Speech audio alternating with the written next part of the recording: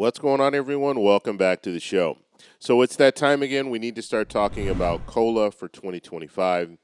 And I want to show you guys, there was a graph that was put out. I believe this was CNBC. And this graph is going to show you 2 years ago what inflation looked like, and then last year what inflation looks like, and then we know how inflation is right now. We're also going to take a look at COLA over the years. So from 1975 until now, what have we seen when it comes to COLA? And then we'll talk a little bit about the current prediction. Okay, so the Senior Citizens League, they put out a prediction. Pretty much they're updating it every month. And so we're going to take a look at that as well. But first off, you guys can do me a favor. Please like the video and subscribe to the channel. Okay, so let's go ahead. I want to show you guys first this information that I picked up from the Senior Citizens League. Now, they're using here, the metric they're using is the CPIW. That's what they need to use, right? Because that's what they use to calculate COLA. We know July, August, and September, they're going to be calculating COLA. And so what we'll find out this month will be for June. Okay, so on July 11th, we're going to get the CPI information. That is going to be for June. But in August, we'll get the information for July. That'll be the first calculation that they use. Okay, and I'm going to walk you guys through all of this because this is a very important time for people who are looking at people who are retired, people receiving Social Security benefits, veterans, because this is when we'll find out what COLA will be. So in October, that's when we'll get the information. But prior to that, we'll have a good idea of what COLA will look like for 2025, just based on what the numbers are coming in every month. Okay, so let's just look at this.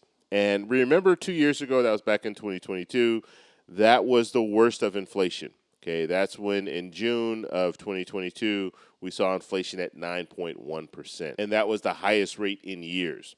Okay, so just looking at some of the metrics that they use to calculate the CPI, we see food away from home was 12.8%.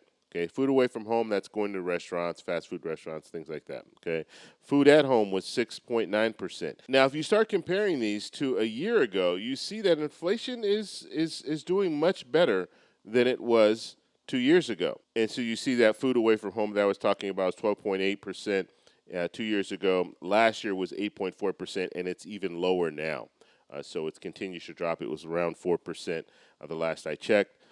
Food at home, 6.9%, and that was 2 years ago. A year ago, it was 1.1%, and it's still about around that same level.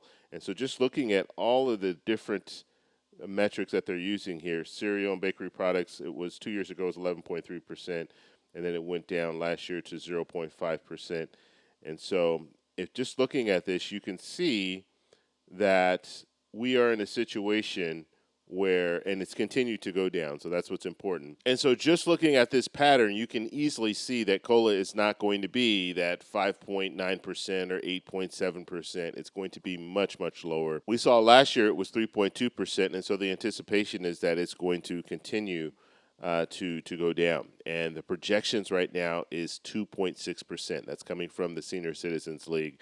I'll give you guys an update on that because next week we'll get the information when it comes to what CPI looked like last month, and they'll probably make an adjustment. So the Senior Citizens League will make an adjustment to their prediction for the cost of living adjustment for 2025. Okay, so what I want to show you guys here, and this is what they're doing here is they're showing you the actual year, okay? And the reason why I'm saying this is because in 2022, that's when we saw the 8.7% COLA increase, but that was for 2023. Hopefully that makes sense, okay? So they're just giving you the actual day, the year that they made the calculations, okay? So that's why 2023, they say 3.2%.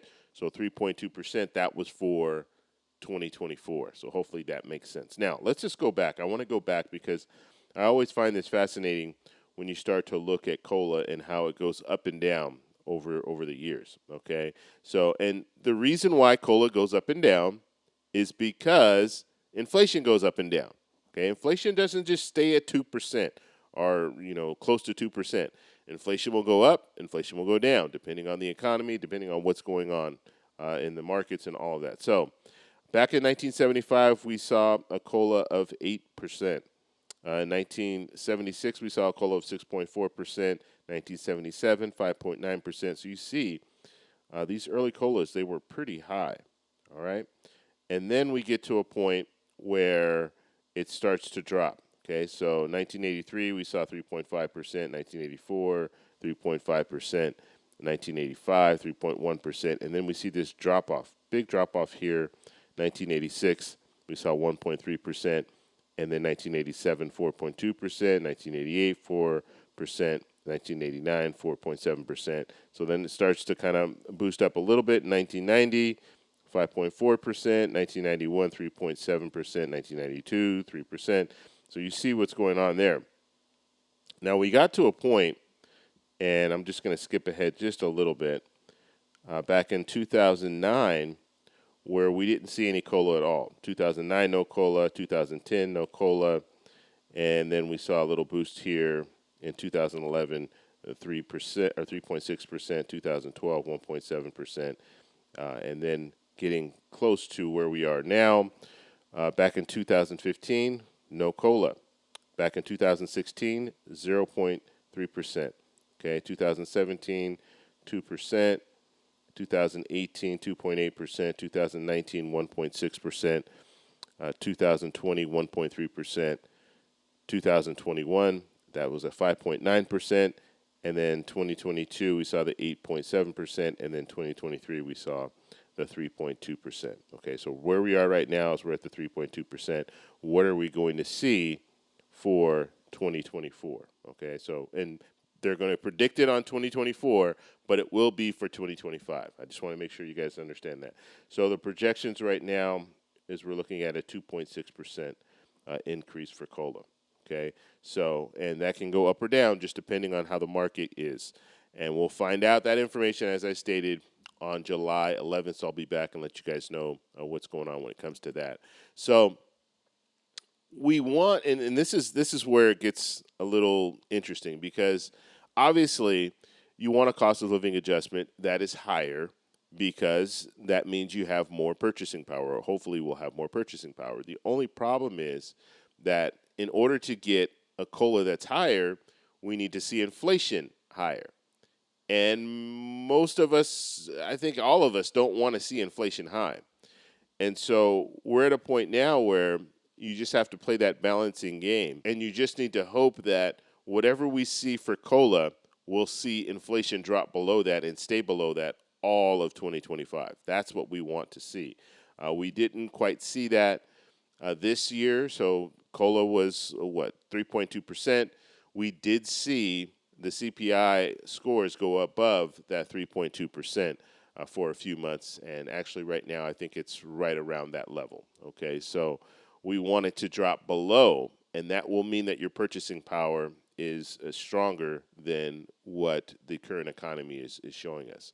And so that's where we are. Just wanted to give you guys that update. And so every month as we get the CPI information, I will let you guys know, and then we'll start doing the calculations. I think in August, we'll start doing the calculations where I'll show you guys, okay, this is what it's looking like. Okay, we have 1 month down. This is where it is. This is what it's looking like. We have 2 months down. So in September, we'll have 2 months down. I'll show you that information. And then in October, I'll also show you the information just before the Social Security Administration announces the cost of living adjustment for 2025. So in a few months down the road, we'll have those exact numbers. So make sure you guys subscribe and hit that little bell notification so you'll get all that information as we work through this. But right now, it looks like COLA is going to be about 2.5, 2.6%, which is not, for the average person receiving Social Security benefits, it's not going to be much. It'll be around $50. Okay, so just to give you guys a heads up when it comes to that. And then you also need to factor in Medicare. Medicare will take a little bit of that. And so we could see maybe an increase of just $40 after you take out Medicare. So it's not going to be that much, not that much of an increase. But what we really need to start focusing on, I've said this prior, we need to start focusing on the metric. What are they using to calculate COLA? And right now they're using the CPIW. Okay, so they're using the Consumer Price Index for wage earners and clerical staff. they need to start using the CPIE for the elderly, because the consumer price index for the elderly better reflects people who are seniors, people who are receiving these Social Security COLA increases. So that's what we should be using. We shouldn't be using a metric that focuses on people who are working. And so we'll have to see if Congress makes that change. They've talked about it, but they haven't really moved forward making that change. But they do need, I mean, it's a simple thing to do. Now, the reason why you have some lawmakers that don't want to make that change is because they know by making that change, you're looking at people receiving Social Security benefits will receive more in benefits because the cost of living adjustment will be adjusted to the CPIE. And the CPIE over time tends to mean that people receiving benefits will receive a little bit more. Now, that's not a guarantee. It can go up and down, but the metric, and I posted a video, this is a couple of weeks ago, where I talked about this and I showed you guys the numbers, and it was over a 10-year span, it was about $2,000 something more that you would receive if they're using the CPIE metric instead of using the CPIW. So I want to know what you guys think about all this, so let me know in the comments below. If you like this video, please give me a thumbs up. Please subscribe for more, and I'll talk to you in the next one. Bye.